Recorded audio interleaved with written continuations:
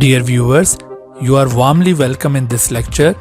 Kindly subscribe this channel and also press the bell icon below so that you could be notified about any new video from Biology Guardian. Thank you.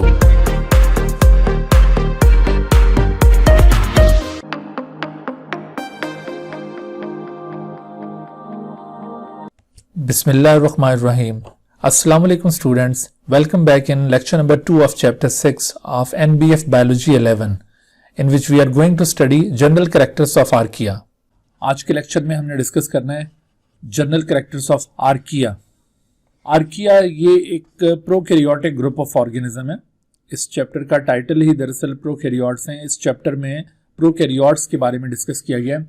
Archaea is one of the prokaryotic group of organism. Archaea के अलावा prokaryotes में आपको एक और group भी मिलेगा, उन्हें कहते हैं बैक्टीरिया. तो इस अर्थ के ऊपर इस वक्त प्रोकैरियोट्स के सिर्फ ये दो ही ग्रुप्स मौजूद हैं. एक को बैक्टीरिया कहा जाता है और दूसरे को आर्किया कहते हैं. प्रोकैरियोटिक ऑर्गेनिजम्स के बारे में आपने सेल चैप्टर के अंदर भी थोड़ा सा पढ़ा था कि प्रोकैरियोट्स ऐसे ऑर्गेनिजम्स होते हैं जिनके सेल में आपको डेफिनेट न्यूक्लियस नजर नहीं आएगा. जेनेटिक मटेरियल इस तरह से साइटोप्लाज्म के अंदर बिखरा हुआ होगा, स्कैटर्ड होगा, और इसके अलावा कोई दूसरे मेम्ब्रेन बाउंडेड ऑर्गेनल्स भी यहाँ पर प्रेजेंट नहीं होते. तो इस तरह की फीचर्स रखने वाले ऑर्गेनिजम्स को प्रोकैरियोट्स कहा जाता है. बैक्टीरिया और आर्किया ये दोनों प्रोकैरियोटिक ग्रुप ऑफ ऑर्गेनिजम्स हैं. पहले इन दोनों को इकट्ठा एक ही किंगडम के अंदर इंक्लूड किया जाता था.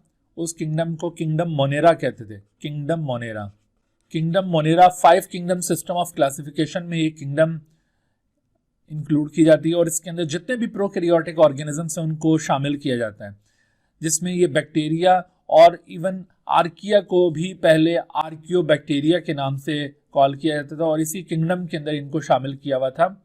इनको पहले बैक्टीरिया का ही पार्ट कंसिडर करते थे. इन्हें कहते थे आर्कियोबैक्टीरिया. 1977 के अंदर एक शख्स कार्ल वूज ने 3 domain system of classification propose किया और उसी 3 डोमेन सिस्टम ऑफ क्लासिफिकेशन में बैक्टीरिया और आर्किया को अलग अलग डोमेन्स के अंदर इंक्लूड कर दिया गया. डोमेन क्या चीज होती है? क्लासिफिकेशन सिस्टम के अंदर वैसे तो आमतौर पर किंगडम हाईएस्ट टेक्सॉन कंसिडर किया जाता है. टेक्सॉन का मतलब है कि क्लासिफिकेशन में जो कैटेगरीज बनाई गई होती है ना, उन कैटेगरीज को टैक्सा कहा जाता है. जैसे मिसाल के तौर पर एक किंगडम है और किंगडम इंक्लूड सेवरल डिवीजन्स या फाइला. इसके अंदर डिवीजन्स या फिर फाइलम और इसका प्लूरल होता है फाइला.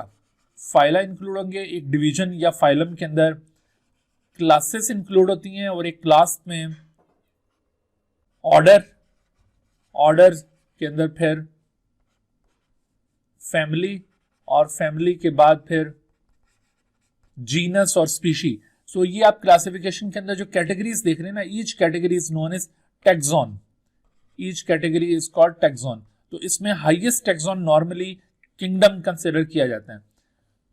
लेकिन ये 1977 का जो क्लासिफिकेशन सिस्टम हम डिस्कस कर रहे हैं, जिसके हवाले से मैंने अभी बात की है, कार्ल वूज नामी एक शख्स ने ये सिस्टम प्रपोज किया था. और इस कार्ल वूज का ये कहना था कि ऑर्गेनिजम्स को 3 बड़े बड़े ग्रुप्स में प्राइमरीली डिवाइड करना चाहिए और उन बड़े ग्रुप्स को उसने डोमेन का नाम दिया था. तो इस सिस्टम को इसी वजह से 3 डोमेन सिस्टम ऑफ क्लासिफिकेशन कहा जाता है. 3 डोमेन सिस्टम ऑफ क्लासिफिकेशन. तो ये जो 3 डोमेन सिस्टम है, इसमें 3 डोमेन्स में तमाम ऑर्गेनिजम्स को क्लासिफाई किया गया. यानी डोमेन अब एक और टैक्सॉन बना दिया गया जो किंगडम से भी बड़ा है. अब डोमेन और डोमेन के बाद फिर डोमेन के अंदर किंगडम्स आएंगे और किंगडम्स में फिर डिवीजन और फाइला. इस तरह से डोमेन अब हाईएस्ट कैटेगरी बन गई क्लासिफिकेशन सिस्टम है. तो ये जो 3 डोमेन सिस्टम है, इस 3 डोमेन सिस्टम ऑफ क्लासिफिकेशन में बैक्टीरिया और आर्किया, अब इनको एक किंगडम में शामिल नहीं रखा गया बल्कि इवन इनको अलग अलग डोमेन्स के अंदर क्लासिफाई कर दिया गया. तो आज हम इन दोनों के दरमियान डिफरेंस भी देखेंगे कि किस बुनियाद पर ये 2 अलग डोमेन्स में इंक्लूड होते हैं. तो ये थोड़ा सा मैं ये जो डोमेन सिस्टम है इसका एक हल्का सा यहाँ पर स्केच आपको दिखा दूं, आपको उससे ये अंदाजा हो जाएगा कि ये 3 डोमेन्स किस तरह से हमने कंसिडर किए। ये आप देख रहे हैं कि जितने भी लिविंग बीइंग्स हैं उनको हमने 3 बड़े ग्रुप्स में क्लासिफाई कर दिया है। एक ग्रुप को बैक्टीरिया, दूसरे ग्रुप को आर्किया का नाम दिया और तीसरे ग्रुप को यूकैरिया का नाम दिया है। ये तीनों डोमेन्स हैं और इस तरह से अब आगे इन डोमेन्स के अंदर फिर फर्दर किंगडम्स हैं और किंगडम्स में आगे फिर डिविजन्स या फाइला और फिर आगे क्लासेस, इस तरह से ये क्लासिफिकेशन हुई है। तो इस वक्त हम जिन ऑर्गेनिजम्स का जिक्र करें आर्किया, वो दरअसल ये बैक्टीरिया और यूकैरिया के दरमियान में एक पोजीशन पे आपको नजर आ रहे हैं। ये आपको ना इनकी फाइलोजेनेटिक पोजीशन दिखाई जा रही है। फाइलोजेनेटिक का मतलब होता है कि जिसमें किसी ऑर्गेनिज्म की एवोल्यूशनरी रिलेशनशिप दिखाई गई हो दूसरे ऑर्गेनिज्म के साथ। फाइलोजेनी कहते हैं एवोल्यूशनरी रिलेशनशिप को। एवोल्यूशनरी रिलेशनशिप के लिए एक टेक्निकल टर्म यूज की जाती है, फाइलोजेनी। तो ये आपको इनकी फाइलोजेनेटिक पोजीशन दिखाई है, जिससे आपको अंदाजा हो रहा है कि बैक्टीरिया और यूकैरिया के दरमियान में ये कोई पोजीशन गेन कर रहे हैं आर्किया, जिनका हम जिक्र कर रहे हैं इस वक्त।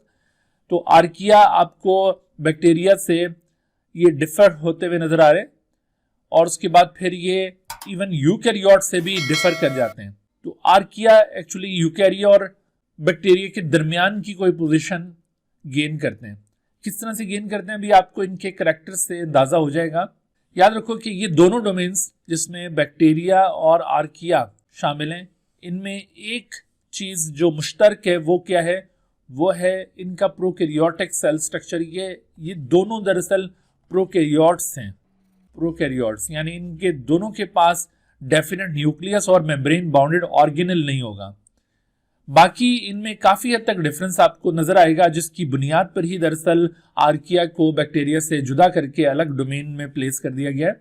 हालांकि पहले आर्किया बैक्टीरिया के साथ ही रखे जाते थे। तो ये दोनों सिर्फ और सिर्फ प्रोकैरियोटिक सेल स्ट्रक्चर की वजह से एक दूसरे से रिजेंबल करते हैं, अदरवाइज काफी हद तक ये डिफरेंट है। और जबकि यूकैरिया, जाहिर है कि इनका जो सेल स्ट्रक्चर है वो यूकैरियोटिक सेल स्ट्रक्चर है, दे आर एक्चुअली यूकैरियोट्स।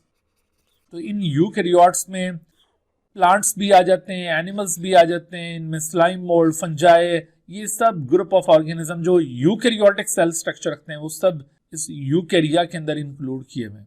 तो हमारा जो आज का टॉपिक है, हमने आज डिस्कस करना है बुनियादी तौर पर आर्किया के मुतालिक।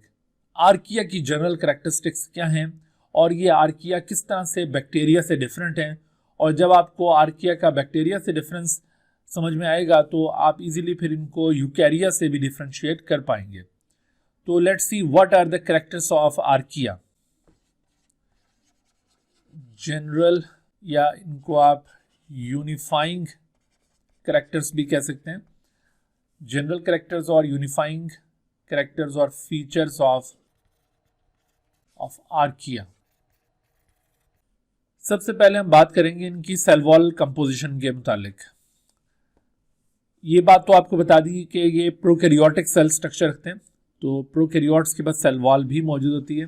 कंपोजिशन ऑफ सेल वॉल के लिहाज से अगर इनको एक्सप्लेन किया जाए, आपको नजर आएगा कि कुछ आर्किया के पास सेल वॉल सिरे से मौजूद ही नहीं होती।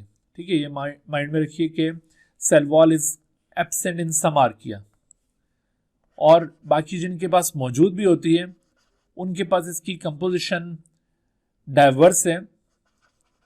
यानी जैसे बैक्टीरिया के अंदर सेल वॉल पेप्टिडोग्लाइकन की बनी हुई होती है, उस तरह से आपको आर्किया के अंदर सेल वॉल पेप्टिडोग्लाइकन की बनी हुई नजर नहीं आएगी। पहली बात तो मैंने आपको ये बताई है कि cell wall is absent in some archaea. और फिर देखिए कि सेल वॉल एब्सेंट होने के साथ साथ जिनके पास सेल वॉल मौजूद भी है तो उनके पास ये या तो कंपोज्ड होगी polysaccharide other than peptidoglycan, either composed of polysaccharide other than peptidoglycan. Peptidoglycan ये टर्म आप याद रखिए, पेप्टिडोग्लाइकन एक कंजुगेटेड मॉलिक्यूल है। Peptidoglycan is found in the bacterial cell wall. अभी आगे आप बैक्टीरिया पढ़ेंगे, उनकी सेल वॉल के अंदर ये लाजमी कॉन्स्टिट्यूएंट होता है। जितने भी बैक्टीरिया हैं उनकी सेल वॉल में peptidoglycan must be present. Peptidoglycan को म्यूरिन भी कहते हैं, म्यूरिन।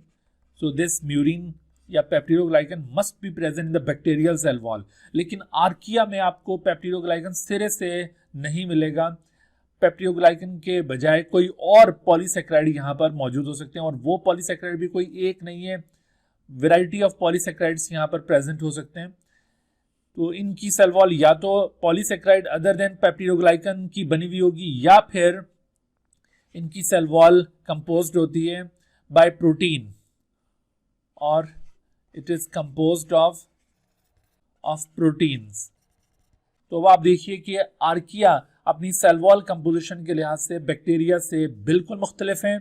बैक्टीरिया की सेल वॉल पेप्टिडोग्लाइकन की बनी हुई होती है, लेकिन आर्किया की सेल वॉल या तो पॉलीसेक्राइड अदर देन पेप्टिडोग्लाइकन से बनी हुई होगी या फिर प्रोटीन से बनी हुई होगी। और कुछ आर्किया के मुतालिक आपको बताया कि उनमें सेल वॉल सिरे से होती ही नहीं है। तो इस तरह से आर्किया अपनी सेल वॉल कंपोजिशन के लिहाज से बैक्टीरिया से बिल्कुल मुख्तलिफ हैं। फिर इसी तरह से हम दूसरा एक और फीचर इनकी सेल मेम्ब्रेन की कंपोजिशन के हवाले से करें। जाहिर है कि ये प्रोकैरियोटिक सेल स्ट्रक्चर रखते हैं, तो सेल मेम्ब्रेन भी लाजमी प्रेजेंट होगी। लेकिन कंपोजिशन ऑफ सेल मेम्ब्रेन में आपको अगेन थोड़ी सा यूनिकनेस नजर आएगी। यहाँ पर कंपोजिशन ऑफ सेल मेम्ब्रेन, वो यूनिकनेस कुछ इस तरह से है कि यहाँ पर सेल मेम्ब्रेन के अंदर जो फॉस्फोलिपिड मॉलिक्यूल्स प्रेजेंट होते हैं, फॉस्फोलिपिड मॉलिक्यूल्स में ग्लाइसरोल के साथ ब्रांच चेन हाइड्रोकार्बन्स अटैच होंगे। फॉस्फोलिपिड का स्ट्रक्चर आपने बायोमॉलिक्यूल्स में यकीनन पढ़ा होगा। फॉस्फोलिपिड के स्ट्रक्चर में आपको ग्लाइसरोल मॉलिक्यूल नजर आता है। इस तरह से ये ग्लाइसरोल 3 कार्बन्स की एक चेन है, और इस 3 कार्बन की चेन में ये 2 कार्बन्स के साथ यहाँ पर फैटी एसिड्स अटैच होते हैं। फैटी एसिड्स यहाँ पर आपको इस तरह से ये एक फैटी एसिड और ये फिर इस जगह पर ये दूसरा फैटी एसिड मिलेगा, और जबकि ये तीसरे कार्बन पर यहाँ पर फॉस्फोरिक एसिड मौजूद होता है, और फॉस्फोरिक एसिड के साथ कोई और एडिशनल कंपाउंड यहाँ पर प्रेजेंट होगा। इस एडिशनल कंपाउंड को भी चलें हम आर के नाम से रिप्रेजेंट कर देते हैं। तो आमतौर पर ये स्ट्रक्चर होता है फॉस्फोलिपिड का। तो यहाँ पर जो चीज़ डिफर कर रही है वो क्या, वो चीज़ ये है कि ये जो आपको ग्लाइसरोल मॉलिक्यूल में, this part is actually the glycerol, इस ग्लाइसरोल के साथ ये जो आपको यहाँ पर चीज़ नज़र आ रही है, ये आर्किया के केस में ब्रांच चेन हाइड्रोकार्बन्स होंगे। ब्रांच चेन हाइड्रोकार्बन्स, यानी ये कोई ट्रू फैटी एसिड्स नहीं होंगे, ये ब्रांच चेन हाइड्रोकार्बन्स होंगे इन केस ऑफ आर्किया। लेकिन अगर आप बैक्टीरिया की सेल मेम्ब्रेन में फॉस्फोलिपिड की कंपोजिशन देखें तो उसमें फॉस्फोलिपिड में ग्लाइसरोल के साथ ट्रू फैटी एसिड्स मौजूद होते हैं, यानी ट्रू फॉस्फोलिपिड्स आपको बैक्टीरियल सेल मेम्ब्रेन में मिलेगा। लेकिन आर्कियल सेल मेम्ब्रेन में इनमें ट्रू फॉस्फोलिपिड मौजूद नहीं है, क्योंकि उसमें ग्लाइसरोल के साथ फैटी एसिड्स के बजाय ब्रांच चेन हाइड्रोकार्बन्स नजर आएंगे। तो इस तरह से आर्कियल सेल मेम्ब्रेन, इसकी कंपोजिशन भी बैक्टीरियल सेल मेम्ब्रेन से मुख्तलिफ है, और यही फीचर इन आर्किया को बहुत ज़्यादा रेजिस्टेंट बना देता है। अभी आप देखिएगा आर्किया बहुत वैरायटी ऑफ एक्सट्रीम हैबिटेट्स में आपको नज़र आएंगे, और उसकी शायद वजह यही है कि इनकी सेल मेम्ब्रेन की कंपोजिशन काफ़ी कॉम्प्लेक्स है, जो इनको रेजिस्टेंस प्रोवाइड करती है अगेंस्ट इन्वायरमेंटल स्ट्रेसेस। एक और फीचर आर्किया का कंपेयर किया जाए तो वो है मिथेनोजेनेसिस। मिथेनोजेनेसिस का मतलब है the formation of methane, the synthesis of methane is called methanogenesis. Formation of methane, formation या सिंथेसिस ऑफ मीथेन। मीथेन आप जानते हैं ये एक ऑर्गेनिक कंपाउंड है, CH4 इसका फार्मूला है। इसको नेचुरल गैस भी कहा जाता है मीथेन। तो ये मीथेन प्रोड्यूस करने की एबिलिटी आपको आर्किया में, कुछ आर्किया में मिलेगी, ये बैक्टीरिया में आपको नहीं मिलती। तो मिथेनोजेनेसिस यानी मीथेन प्रोड्यूस करने की सलाहियत, ये भी आर्किया का एक फंडामेंटल फीचर है। अगरचे तमाम आर्किया मिथेनोजेनेसिस शो नहीं करते, but it is shown by this feature is shown by some of the archaea. तो ये आर्किया क्या करते हैं, ये हाइड्रोजन गैस और कार्बन डाइऑक्साइड को मिलाकर by using hydrogen gas and carbon dioxide, ये इन दोनों को मिलाकर ये बनाते हैं मीथेन। और ना सिर्फ ये मीथेन प्रोड्यूस करते हैं बल्कि मीथेन के साथ साथ ये एनर्जी भी गेन करते हैं इस अमल के दौरान, और उसी एनर्जी से फिर ये अपना गुजारा करते हैं। तो इस तरह के जो ऑर्गेनिज्म इनऑर्गेनिक कंपाउंड से एनर्जी ड्राइव करते हो और अपना गुजारा करते हो, ऐसे ऑर्गेनिजम्स को लिथोट्रॉफ्स कहा जाता है। तो ये लिथोट्रॉफिक आर्किया की एक एग्जांपल है। ऐसे आर्किया जो लिथोट्रॉफिक इन नेचर होते हैं। लिथोट्रॉफिक का मतलब है the mode of nutrition in which an organism gains energy from inorganic compounds. जैसे आप देखिए, हाइड्रोजन गैस और carbon dioxide are inorganic compounds, और इन इनऑर्गेनिक कंपाउंड्स को कंबाइन करते हुए ये मीथेन प्रोड्यूस करते हैं, एक ऑर्गेनिक कंपाउंड प्रोड्यूस कर रहे हैं, and during this activity they also get energy for their life activities. So such archaea are also called lithotrophic archaea. तो मिथेनोजेनेसिस की प्रॉपर्टी रखने वाले आर्किया दरअसल लिथोट्रॉफिक इन नेचर होते हैं। और ये प्रॉपर्टी आपको, जैसे मैंने बताया, कि ये आपको आर्किया में मिलेगी अनलाइक बैक्टीरिया। फिर इसी तरह से नेक्स्ट जो फीचर हम इनका कंपेयर कर रहे हैं वो है mode of nutrition. Mode of nutrition, अभी जैसे मैंने आपको बताया कि कुछ आर्किया तो ये लिथोट्रॉफिक इन नेचर होते हैं। लिथोट्रॉफिक ये इनऑर्गेनिक कंपाउंड से एनर्जी गेन करते हैं और अपनी लाइफ एक्टिविटीज को मुमकिन बनाते हैं। लेकिन इसके अलावा लिथोट्रॉफिक के साथ साथ आपको कुछ ऑर्गेनिजम्स फोटोट्रॉफिक भी मिलेंगे। फोटोट्रॉफिक, तो ये फोटोट्रॉफिक आर्किया दरअसल सनलाइट से एनर्जी गेन करते हैं, but phototrophic archaea are not actually the photosynthetic archaea, they are not actually photosynthetic. यानी वैसे तो फोटोसिंथेटिक ऑर्गेनिज्म जो सनलाइट को कैप्चर करते हैं with the help of chlorophyll और उससे फिर ऑर्गेनिक मैटर सिंथेसाइज करते हैं, ये इस तरह के नहीं है। ये डायरेक्टली सनलाइट में एक्सपोज होकर उससे एनर्जी गेन करते हैं और उससे अपनी लाइफ एक्टिविटीज को मुमकिन बनाते हैं। तो इस तरह आप देखिए कि ये फोटोट्रॉफिक कहलाएंगे बट नॉट फोटोसिंथेटिक। तो याद रखिए कि ये एक्टिविटी, फोटोट्रॉफिक एक्टिविटी भी आपको आर्किया में मिलेगी। हालांकि बाकी जो बैक्टीरिया होते हैं उनमें वो बैक्टीरिया जो लाइट से एनर्जी गेन करते हैं वो दरअसल फोटोसिंथेटिक बैक्टीरिया हैं। जैसे साइनोबैक्टीरिया, वो फोटोसिंथेटिक बैक्टीरिया हैं। तो बैक्टीरिया के पास फोटोसिंथेटिक एक्टिविटी पाई जाती है, बट इनके पास ये फोटोट्रॉफिक एक्टिविटी है। फोटोट्रॉफिक एक्टिविटी मैंने क्या बताई है कि the mode of nutrition in which an organism gains energy from sunlight but it does not synthesize organic food.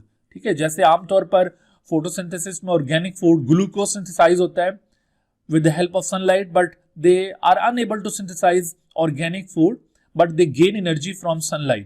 So such organisms are called phototrophic. तो ये लिथोट्रॉफिक हो सकते हैं, इनऑर्गेनिक मटेरियल से एनर्जी गेन करके गुजारा करते हैं, या फिर ये फोटोट्रॉफिक हो सकते हैं। और तीसरी एक और किस्म भी है मोड ऑफ न्यूट्रिशन के लिहाज से, उनको कहते हैं ऑर्गेनोट्रॉफिक। तो organotrophic are those archaea that gains energy from organic compounds. ये दूसरे ऑर्गेनिक कंपाउंड्स को मॉडिफाई करते हैं, उनको ब्रोकन डाउन करते हैं, और with the help of that break down they gain energy. So इस तरह से मोड ऑफ न्यूट्रिशन के लिहाज से आप आर्किया को इन 3 ग्रुप्स में क्लासिफाई करेंगे, लिथोट्रॉफिक, फोटोट्रॉफिक एंड ऑर्गेनोट्रॉफिक। अक्सर शॉर्ट क्वेश्चन में ये मोड ऑफ न्यूट्रिशन आर्किया का पूछा जाता है कि what are the groups of archaea based upon the mode of nutrition. तो आपने ये अच्छी तरह से याद रखने कि lithotrophic, phototrophic and organotrophic are 3 groups of archaea based upon their mode of nutrition. लेकिन अभी आप जब उसमें देखेंगे बैक्टीरिया के अंदर, तो बैक्टीरिया में इसके मुकाबले में डिफरेंट मोड ऑफ न्यूट्रिशन नजर आएंगे। बैक्टीरिया में कुछ फोटोसिंथेटिक ऑटोट्रॉफ्स होते हैं, तो कुछ कीमोसिंथेटिक ऑटोट्रॉफ्स होते हैं, और कुछ उसमें आपको पैरासिटिक इन नेचर भी मिलेंगे। तो यहाँ पर आपको इस तरह से वो वेराइटी नज़र नहीं आती है। ये या तो इनऑर्गेनिक मटेरियल से फूड ऑब्टेन कर रहे हैं, यानी अपनी एनर्जी गेन कर रहे हैं ये, या फिर लाइट से, या फिर ऑर्गेनिक कंपाउंड से। तो ये पैरासिटिक इन नेचर नहीं है। आर्किया आर नॉट पैरासिटिक, ये फ्री लिविंग है। हालांकि बैक्टीरिया में आपको पैरासिटिक मोड भी मिलेगा।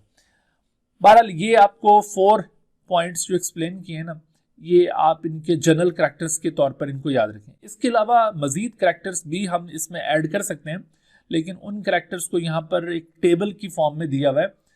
अगर आर्किया और बैक्टीरिया को डिफरेंशिएट करना हो तो उसमें ये जो पॉइंट्स अभी आपको बताए थे ये भी यूज किए जा सकते हैं, लेकिन इसके अलावा कुछ और पॉइंट भी आपको साथ बताते हैं। इसमें आप देखिए, सबसे पहला जो हमने यहाँ पे पॉइंट लिस्ट किया हुआ इस टेबल के अंदर, ribosomal RNA sequences. Ribosomal RNA एक बड़ा इंपॉर्टेंट फीचर होता है, स्पेशली ये जो डोमेन सिस्टम ऑफ क्लासिफिकेशन है, जिसमें ऑर्गेनिजम्स को हमने 3 डोमेन्स में क्लासिफाई किया था। बैक्टीरिया को अलग कर दिया, आर्किया को अलग कर दिया, और तमाम यूकैरियोट्स को अलग कर दिया। उसके अंदर जो प्राइमरी फीचर था वो दरअसल राइबोसोमल आरएनए सीक्वेंस था। राइबोसोमल आरएनए आप जानते हैं कि वो आरएनए है जो राइबोसोम का पार्ट होता है, और इस राइबोसोम में पाए जाने वाले आरएनए के अंदर जो न्यूक्लियोटाइड्स का सीक्वेंस है वो बैक्टीरिया और आर्किया में एक पॉइंट पर डिफर करता है। वो पॉइंट कौन सा है? टोटल कोई 1500 न्यूक्लियोटाइड्स मौजूद होते हैं इस आरएनए के अंदर, और आउट ऑफ दोज 1500 न्यूक्लियोटाइड जो 910th न्यूक्लियोटाइड है, 910th nucleotide out of this 1500 nucleotides, ये आपको डिफरेंट नजर आएगा in case of bacteria and archaea. और वो डिफरेंस क्या है? वो डिफरेंस इस सेंस में है कि बैक्टीरिया में अगर आप उस सीक्वेंस को ऑब्जर्व करें तो आपको ये कुछ ऐसे नजर आता है, A C U C A, जबकि आप अगर आर्किया का यही सीक्वेंस ऑब्जर्व करें तो आपको यहां पर ये सीक्वेंस कुछ इस तरह से मिलेगा। आप देख रहे हैं जो पॉइंट इनमें डिफर कर रहा है उसको मैं यहां पर डिफरेंट कलर से शो करता हूं ताकि आपको अंदाजा हो सके। आप इस जगह पे देख रहे हैं द C मौजूद है, और इसकी जगह यहां पर U मौजूद है। तो ये जो पॉइंट है ना, ये है ये 910th point, 910th nucleotide out of total 1500। अब देखो ये इस तरफ भी कंटिन्यूअस है, इस तरफ भी कंटिन्यूअस है, इसी तरह से ये यहां से इधर और इधर कंटिन्यूअस है। टोटल 1500 न्यूक्लियोटाइड्स की ये चेन है, लेकिन इसमें ये जो आपको पॉइंट नजर आ रहा है ये 910th पॉइंट है। इस 910th पॉइंट पर यहां पर आपको साइटोसिन कंटेनिंग न्यूक्लियोटाइड मिलेगा और यहां पर यूरेसिल कंटेनिंग न्यूक्लियोटाइड मिलेगा। तो इस डिफरेंस की वजह से आप आर्किया और बैक्टीरिया को on the basis of ribosomal RNA sequence differentiate कर सकते हैं। ठीक है, तो राइबोसोमल आरएनए सीक्वेंस में डिफरेंस की वजह से ही दरअसल ये अलग अलग डोमेन्स में गए। और फीचर्स भी जाहिर डिफर करें, लेकिन ये फंडामेंटल फीचर है जिसकी बुनियाद पर domain system of classification base करता है। उसके बाद एक और फीचर आप देख रहे हैं, आरएनए पॉलीमरेज। आरएनए पॉलीमरेज ये वो एंजाइम है जो आरएनए सिंथेसाइज करता है। आरएनए सिंथेसाइजिंग एंजाइम भी आप इसको कह सकते हैं। This is RNA synthesizing enzyme. इस आरएनए सिंथेसाइजिंग एंजाइम को अगर बैक्टीरिया और आर्किया में कंपेयर किया जाए तो आपको बैक्टीरिया में ये रिलेटिवली स्मॉल और सिंपल मिलेगा, जबकि आर्किया के अंदर it is complex and similar to that of the eukaryotic. RNA synthesizing enzyme that is RNA polymerase, इसका डिटेल्ड स्ट्रक्चर आप सेकंड ईयर के कोर्स के अंदर पढ़ेंगे। वहां पर आपको इसका स्ट्रक्चर बताया जाएगा कि इसमें कौन कौन से कंपोनेंट्स हैं। आपको ये अंदाजा होगा कि आर्किया के पास जो आरएनए सिंथेसाइजिंग एंजाइम है आरएनए पॉलीमरेज, वो यूकैरियोटिक आरएनए पॉलीमरेज से रिजेंबल करता है, और जबकि बैक्टीरिया के पास जो आरएनए पॉलीमरेज है वो रिलेटिवली स्मॉल और सिंपल है। इसके अलावा आपको एक और फीचर यहाँ पर इंट्रॉन्स और एक्सॉन्स के पॉइंट ऑफ व्यू से मिलेगा। इंट्रॉन और एक्सॉन्स क्या होते हैं? Introns non coding parts of gene. देखो ये मिसाल के तौर पर जीन है, ये डीएनए का एक टुकड़ा है। जीन बेसिकली डीएनए के सेगमेंट्स को कहते हैं, और ये सेगमेंट्स ऑफ डीएनए हमारी बॉडी के फीचर्स को कंट्रोल करते हैं। मिसाल के तौर पर ये एक जीन है यहाँ से लेकर यहाँ तक। तो अब इस जीन के अंदर आर्किया में ऐसा होगा कि बीच में इस जीन के अंदर कुछ ऐसे पोर्शंस होंगे जो नॉन कोडिंग होंगे, यानी उसमें कोई स्पेसिफिक इंफॉर्मेशन मौजूद नहीं होगी, या उस जगह का जो न्यूक्लियोटाइड सीक्वेंस है वो यूजलेस होगा, वो किसी पर्टिकुलर सेंस को शो नहीं कर रहा होगा। तो इन पोर्शंस को कहते हैं इंट्रॉन्स। ये क्या चीजें? These are introns. Introns are non coding regions of gene, non coding regions of DNA. और बाकी जो कोडिंग रीजन्स होते हैं उन्हें कहते हैं एक्सॉन्स, उन्हें एक्सॉन्स कहते हैं। ये जैसे यहां से लेकर यहां तक ये कोडिंग रीजन है, ये कोडिंग रीजन है, और ये कोडिंग रीजन है। ये बात आपको ज्यादा अच्छी तरह से सेकेंड ईयर के कोर्स में जाकर समझ में आएगी, जहां पर आप जीन की एक्सप्रेशन पढ़ेंगे तो आपको पता चलेगा कि जीन जब एक्सप्रेस करता है तो उससे कोडिंग और नॉन कोडिंग का क्या मतलब निकलता है। तो आप याद रखो कि डीएनए का ये जो पोर्शन जिसको हम नॉन कोडिंग कह रहे हैं ना, intron is the non coding part of gene. जब भी इस पूरे जीन की ट्रांसक्रिप्शन होती है, इससे कोई मैसेंजर आरएनए ओरिजिनेट होता है, तो उस मैसेंजर आरएनए में जितना पोर्शन इंट्रॉन रीजन से बना हुआ होता है वो पोर्शन सेंसलेस होता है, और सेल उस पोर्शन को मैसेंजर आरएनए में से निकाल देता है, और बाकी जो एक्सॉन पोर्शन से बनने वाला पार्ट होगा मैसेंजर आरएनए का, उसको कंबाइन करके एक सेकेंडरी मैसेंजर आरएनए बना लिया जाता है। ठीक है, तो ये फीचर आपको ना सिर्फ आर्किया में मिलेगा, ठीक है, present in some genes of the archaea, बल्कि ये फीचर आपको फ्रीक्वेंटली यूकैरियोटिक जीन्स में भी मिलेगा। यूकैरियोटिक जीन्स में आपको ऑलमोस्ट तमाम जीन्स में ये पैटर्न इंट्रॉन और एक्सॉन्स का नजर आएगा, और in some of the genes of archaea ये पैटर्न नजर आता है। इसी वजह से आर्किया को यूकैरियोट्स के करीब कंसिडर किया गया है as compare to the bacteria, क्योंकि बैक्टीरिया में ये इंट्रॉन्स आर टोटली एब्सेंट, इनके पास ये बिल्कुल नहीं होते हैं।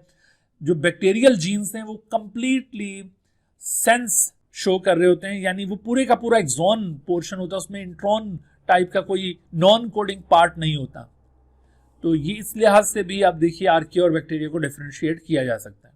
फिर इसके अलावा आपको एंटीबायोटिक सेंसिटिविटी में आपको बैक्टीरिया और आर्किया में डिफरेंस दिखाई देगा, स्पेशली स्ट्रेप्टोमाइसिन और क्लोरमफेनिकॉल, ये दो ऐसी एंटीबायोटिक्स हैं कि बैक्टीरिया इनके लिए ससेप्टेबल होते हैं। जब भी आप बैक्टीरिया पर ये एंटीबायोटिक्स अप्लाई करेंगे तो बैक्टीरिया फौरन किल हो जाएंगे, बैक्टीरिया इन एंटीबायोटिक्स को टॉलरेट नहीं कर पाएंगे। Bacteria can be inhibited by using these antibiotics, यानी bacteria are susceptible for these antibiotics, but archaea have antibiotic resistant genes for these two antibiotics, and therefore archaea cannot be inhibited when you apply these antibiotics to archaea।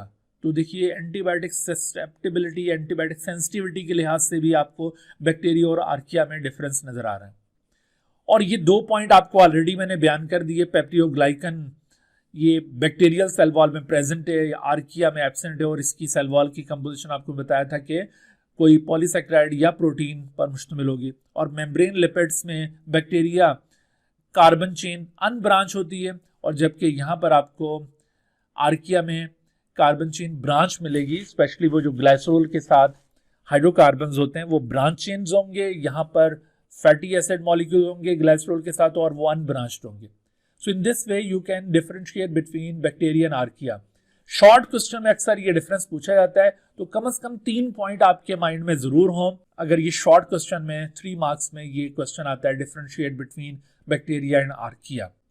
और otherwise अगर general characters of archaea पूछे जाएं तो जो मैंने पहले आपको characters list किए वो, और आप ये जो 4 कैरेक्टर्स यहाँ पर नजर आ रहे हैं आपको, ribosomal RNA sequence, RNA polymerase, intron exons का पैटर्न, और ये फिर जो एंटीबायोटिक सेंसिटिविटी है, इन फीचर्स को भी इसके अंदर शामिल किया जा सकता है।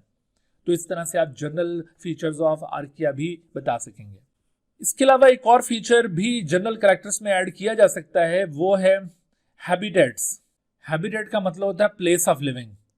यहाँ पर हम इसको टाइटल देंगे most archaea inhabit in extreme environments. बहुत ही एक्सट्रीम किस्म के इन्वायरमेंट में आपको आर्किया नजर आएंगे।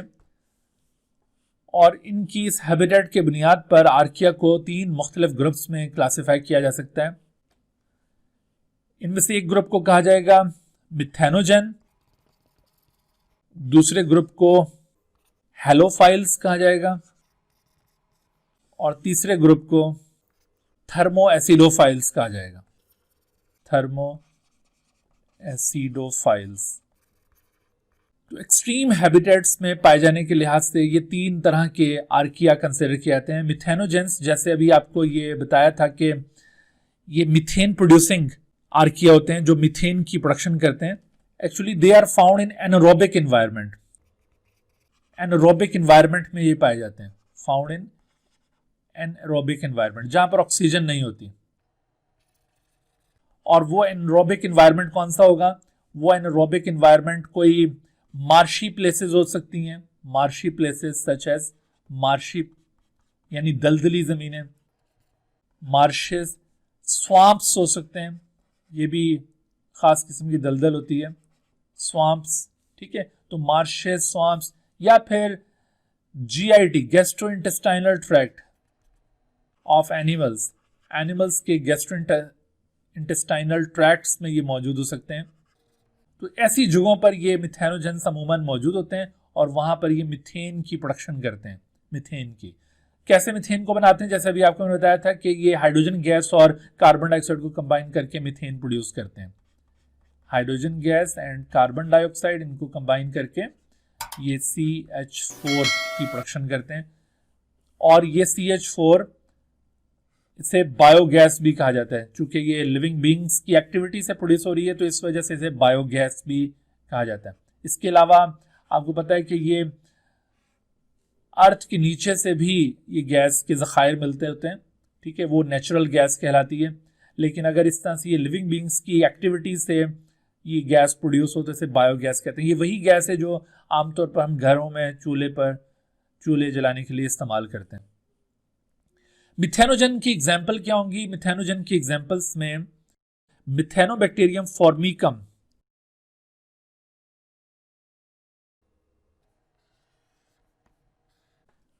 अच्छा उसके बाद देखिए हेलोफाइल्स। हेलोफाइल्स ऐसे आर्किया को कहा जाएगा जो बहुत ज्यादा हाईली सेलाइन एनवायरनमेंट के अंदर पाए जाते हैं। They are actually found in highly saline environment. Saline कहते हैं ऐसी जगह को जहां पर बहुत ज्यादा साल्ट मौजूद हो, हाई साल्ट कंसंट्रेशन वाली जगहों पर ये पाए जाते हैं, जहां पर आमतौर पर दूसरे कोई लिविंग बींग्स ग्रो नहीं कर पाते हैं, वहां पर ये ग्रो करते हैं। जैसे मिसाल के तौर पर ये जो बहुत ज़्यादा आपने प्रिजर्व करने के लिए नमक के साथ आपने फिश मीट को या फिर दूसरे मीट को अगर बहुत ज़्यादा साल्ट के साथ ट्रीट करके उसको प्रिजर्व किया हुआ हो, आमतौर पर बैक्टीरिया उसके ऊपर ग्रो नहीं कर पाते, फंगस ग्रो नहीं कर पाती, लेकिन उस जगहों पर भी ये आर्किया अटैक करते हैं, उस मीट को ख़राब कर देते हैं, ठीक है। तो इस तरह से ये हेलोफाइल्स हाईली सेलाइन इन्वायरमेंट के अंदर, जैसे हेविली साल्टेड, जैसे मैंने एग्जांपल दी है, heavily salted fish meet, fish और अदर काइंड ऑफ मीट जिनको प्रिजर्व करने की गर्ज से आपने साल्ट के साथ ट्रीट किया हुआ होता है, तो उस गोश्त के ऊपर ये ग्रो कर जाते हैं और वहाँ पर उसको ख़राब कर देते हैं। इसके अलावा ऐसी सॉइल जहाँ पर बहुत ज़्यादा सैलिनिटी होती है, बहुत ज़्यादा नमकियात मौजूद होते हैं, तो उस सॉइल के अंदर आपको ये मिलेंगे, तो इन्हें हेलोफाइल्स कहा जाता है, साल्ट लवर्स। ऐसे आर्किया की एग्जाम्पल आप कोट कर सकते हैं, हेलोबैक्टीरियम हेलोबियम। तो halobacterium halobium is an example of such archaea which live in heavily salted soil या फिर हाईली सेलाइन एनवायरनमेंट। थर्मोएसिडोफाइल तीसरा ग्रुप है आर्किया का जो एक्सट्रीम हैबिटेट्स में पाया जाता है। ये वो आर्किया होते हैं जो बहुत ज्यादा हाई टेम्परेचर और बहुत ज्यादा एसिडिक एनवायरनमेंट में पाए जाते हैं। They are actually found in high temperature and acidic environment. अभी बहुत ज्यादा हाई टेम्परेचर वाला एनवायरनमेंट कौन सा होगा? जैसे मिसाल के तौर पर कोई थर्मल वेंट्स हैं, थर्मल वेंट्स कहते हैं, समंदर के नीचे, समंदर के अंदर बहुत गर्म पानी के कुछ रीजन्स हैं, उन्हें थर्मल वेंट्स कहा जाता है। हॉट स्प्रिंग्स और गीजर्स, हॉट स्प्रिंग्स गर्म पानी के चश्मे और गीजर्स तो इन जगहों पर ये पाए जाते हैं। थर्मल वेंट्स यानी submarine, under the water, under the sea water, जो बहुत गर्म पानी का रीजन होगा उसे हाइड्रोथर्मल वेंट कहा जाएगा। और इसके अलावा हॉट स्प्रिंग्स और गीजर्स, ये ऐसी जगह हैं जहाँ पर बहुत ज़्यादा टेम्परेचर होता है और बाज़ जगहों पर बहुत ज़्यादा एसिडिटी भी मौजूद होती है। ऐसी जगहों पर ये ऑर्गेनिज्म ग्रो करते हैं, इन्हें कहा जाता है थर्मो एसिडोफाइल्स। और ऐसे ऑर्गेनिज्म की अगर हम एग्जाम्पल कोट करना चाहें तो इसमें आप एग्जाम्पल दे सकते हैं, pyrolobus fumarii is an example of such archaea. ठीक है जी, तो इस तरह से हमने ये आर्किया की हैबिटेट को भी कंसिडर कर लिया। ये हैबिटेट के लिहाज से 3 आपको ग्रुप्स बताएं। शॉर्ट क्वेश्चन में आपसे इन ग्रुप्स के बारे में भी पूछा जा सकता है, तो आपने इसको भी शॉर्ट क्वेश्चन के पॉइंट ऑफ व्यू से याद रखना है। जनरल कैरेक्टर्स जब आपसे पूछे जाएं उसमें भी आप ये हैबिटेट का फीचर भी ऐड कर सकते हैं। ठीक है, इस तरह से हमारा आज का ये लेक्चर कंप्लीट होता है। इंशाल्लाह फिर हम नेक्स्ट लेक्चर के अंदर बैक्टीरिया के हवाले से डिस्कस करेंगे। Dear viewers, thank you for watching this video. If you have not subscribed this channel, kindly subscribe it and also press the bell icon below so that you could be notified about any new video lecture from Biology Guardian. And also do not hesitate to ask any question regarding this lecture. My contacts are shown on the screen. Thank you once again.